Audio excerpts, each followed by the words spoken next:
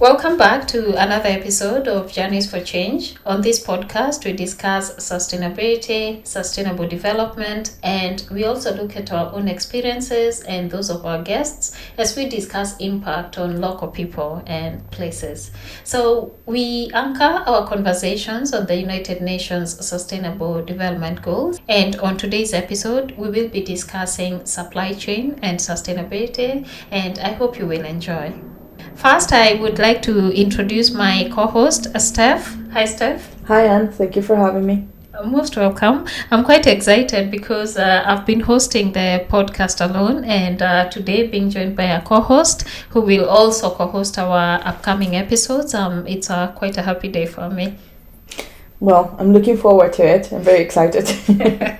Awesome. Okay, so as I mentioned, we are going to discuss the supply chain and sustainability, and we will be looking at how organizations can implement sustainable practices within their supply chain. So one of the reasons we chose this topic today is because Steph here actually works in the supply chain and logistics industry. So she's the perfect person to give us some insight on the topic and also share, some of her knowledge and experiences within the sector. So welcome, Steph. Thanks again. To kick us off, when we talk of the supply chain, what exactly are we talking about? What is supply chain?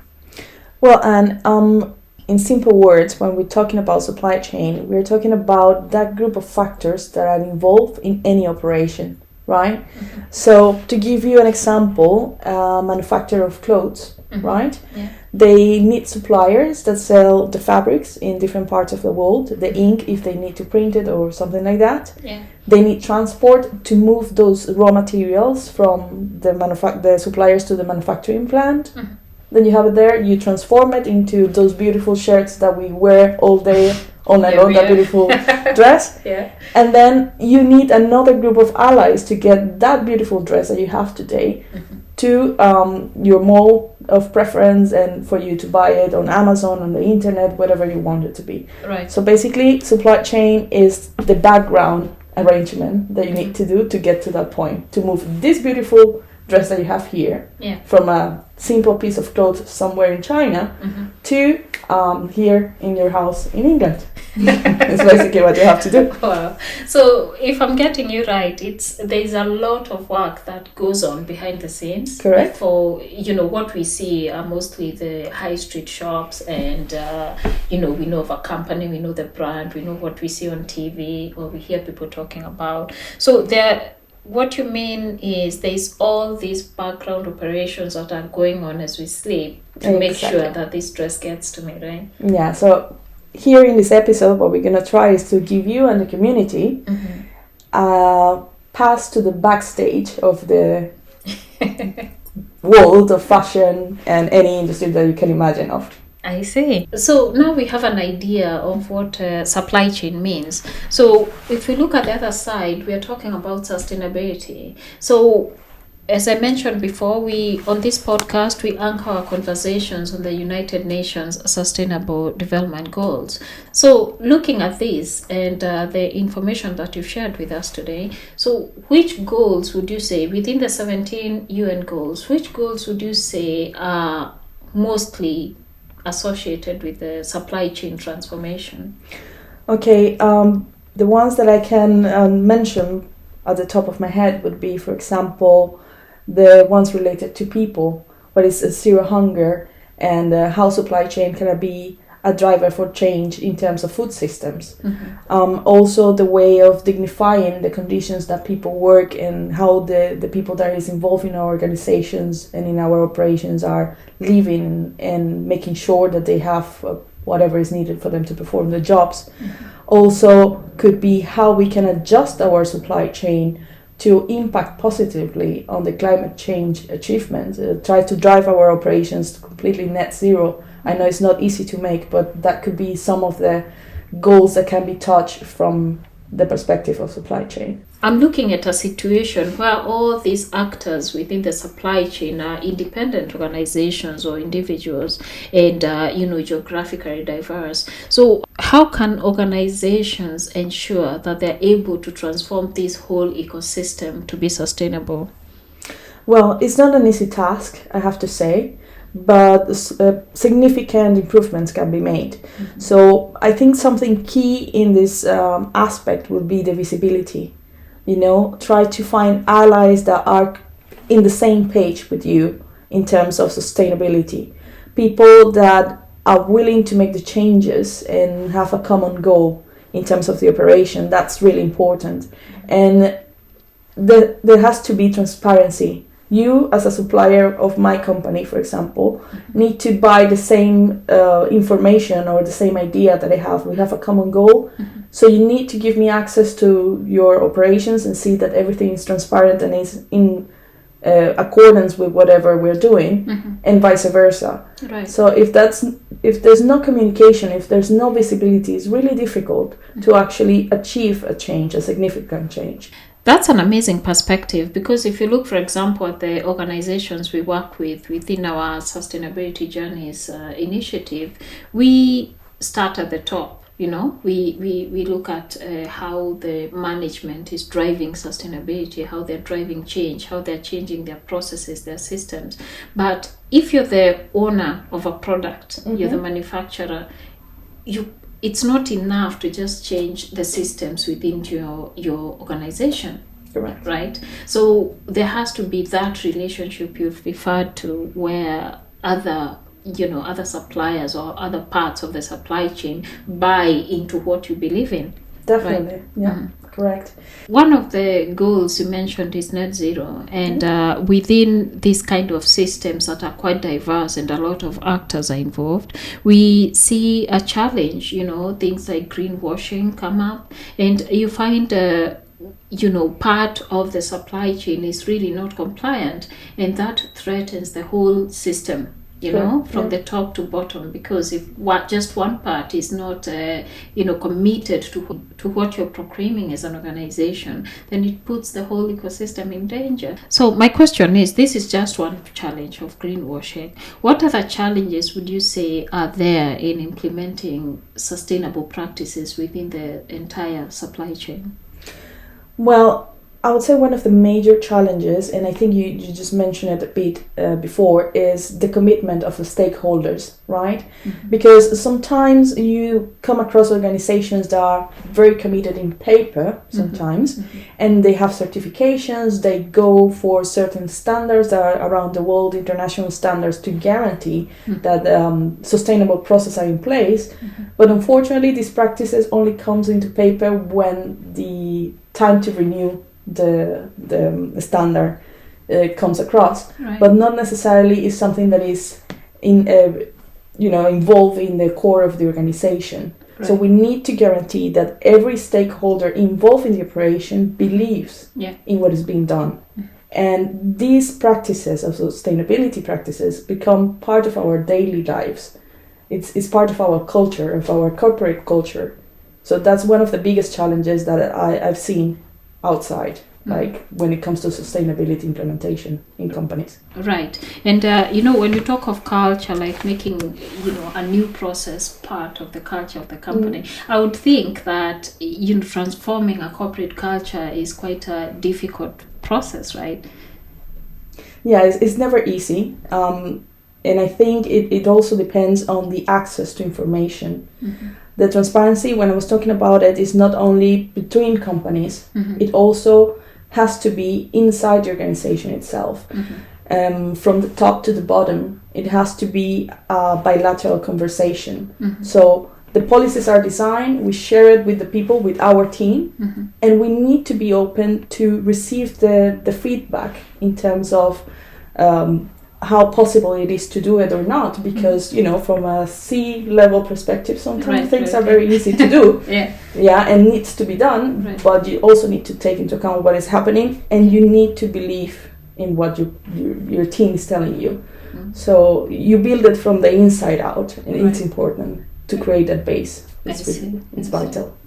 What I've seen in some of the organizations is a situation where, decisions are made at the board level. Yeah. The people sitting in the corner offices are making the decisions, but when it comes down to the people who are actually implementing these decisions, the whole process changes, or the situation changes, because at the end of the day, they have their jobs, their everyday jobs to do. Definitely. And now they need to change the process, and they haven't bought into this idea. So I see what you're saying in terms of having open conversations within the organization, and making sure that everybody has bought in and they're ready to actually commit time and effort towards it. So I totally agree with that. Yeah, and it's also important to let people know what are the benefits, like how not only the benefits in a global perspective, but also how this specific task or practice will benefit me as an individual within my organization. Right? Mm-hmm. So in that way, you make me feel important, right? So if you feel important, you own it, and you have agency to execute it. So I think that's key. Sorry if I'm repeating myself. No. I totally understand. Clear. Yeah. I understand.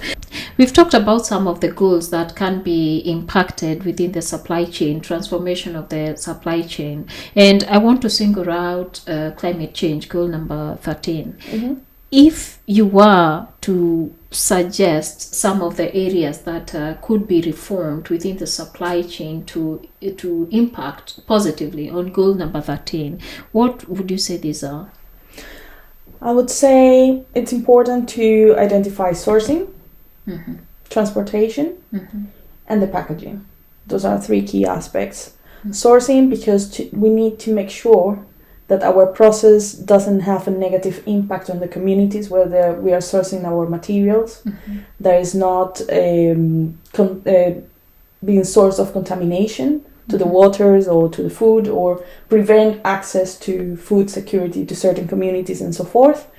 In terms of transportation, well, definitely we can improve in terms of the fuels, the type of fuels that we're using, the type of freight that we're using, the mode of transportation, right? So there are different options. We'll try to identify between the train or the sea freight or the air option, which one is less contaminant or less pollutant to our environment, and not only thinking in terms of profitability and less time and less distance to be covered. In terms of packaging, try to utilize and source materials that are more friendly to the environment, in a sense of not only looking at how beautiful it will be or how we'll showcase our product into the market, but also thinking what's going to happen with that package once it's done. Once you took this microphone from the box and you don't need it anymore, what's going to happen with this box? When is it going to end up? Can it be reused? Can it be recycled?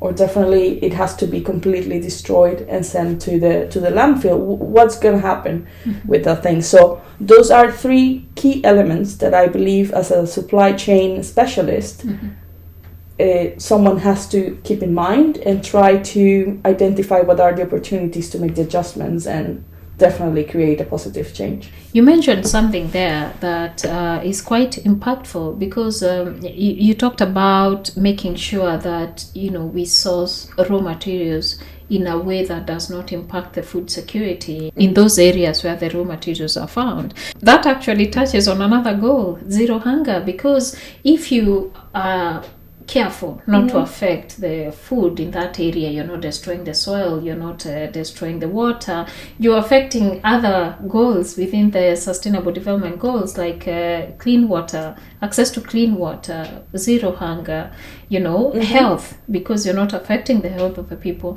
So if you look at it all, if you impact one goal, you basically impact the others. Yeah, indirectly, definitely. Right? Yeah. What do you think about that?